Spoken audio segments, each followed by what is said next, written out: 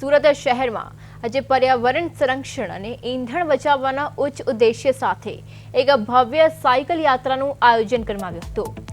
નાયબ મુખ્યમંત્રી હર્ષ સંઘવીની આગેવાનીમાં યોજાયેલી આ યાત્રા લાલભાઈ કોન્ટ્રાક્ટર સ્ટેડિયમથી શરૂ થઈ ઇન્ડોર સ્ટેડિયમ સુધી પહોંચી હતી। આ સાયકલ યાત્રામાં સુરતના ડાયમંડ ઉદ્યોગકારો, પોલીસ અધિકારીઓ, જિલ્લા કલેક્ટર અને મનપાના અધિકારીઓ સહિત 2000થી વધુ નાગરિકોએ ઉત્સાહપૂર્વક ભાગ લીધો હતો। સહુકોએ સાયકલ ચલાવીને વાયુ પ્રદૂષણ ઘટાડવા અને પેટ્રોલ ડીઝલની બચત કરવા અંગેનો મજબૂત સંદેશ જન સમુદાયને આપ્યો હતો। આ યાત્રા દ્વારા શહેરીજનોને તંદુરસ્ત જીવનશૈલી અપનાવવા અને પર્યાવરણને અનુકૂળ પરિવહનના ઉપયોગ માટે પ્રોત્સાહિત કરવામાં આવ્યા હતા।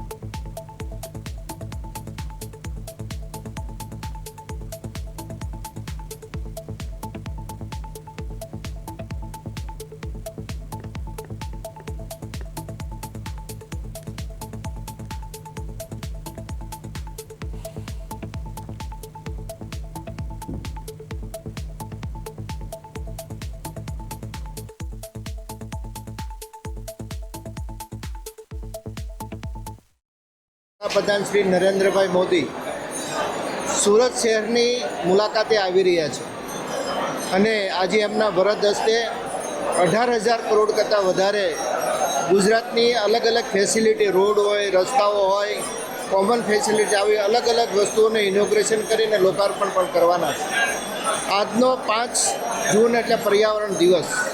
પર્યાવરણ દિવસને ધ્યાનમાં રાખીને અને પ્રધાનમંત્રીએ જે અપીલ કરીએ છીએ કે પેટ્રોલ ડીઝલનો આપણે ઓછો ઉપયોગ કરી અને આ બાબતને ધ્યાનમાં રાખીને સમગ્ર Surat diamond industry, LeBron diamond industry, Ashadeep group of school, આ તમામ લોકોએ નક્કી કર્યું કે આ દેશના જે યશસ્વી વડાપ્રધાન છે, જેમનું આહવાન છે કે જે આવા ખરાબ સમયની અંદર જે આપણે પેટ્રોલ ડીઝલ જે બચાવવાનું છે ને એનર્જી બચાવવાની છે, એના કારણે અને આજે ખાસ કરીને વિશ્વ પર્યાવરણ દિવસ છે, તો આ દિવસ ઉપર ખાસ બધા જ વ્યક્તિઓ સાયકલ લઈને એ સ્થળ ઉપર જાય અને ઈંધણનો બચાવ કરીએ એ મેસેજ માટે તેને ખાસ કરીને આજના પ્રોગ્રામનું આયોજન કરવામાં।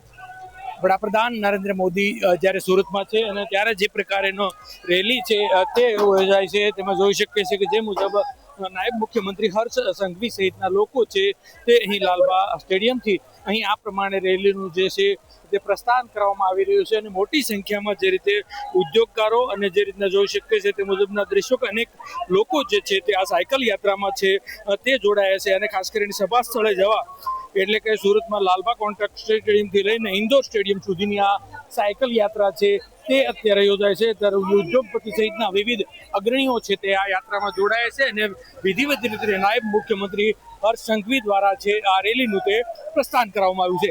કેમેરામેન અજય કુમાર સાથે અરવિંદ રાઠોડ, પ્રદેશ 24 ગુજરાતી, સુરત।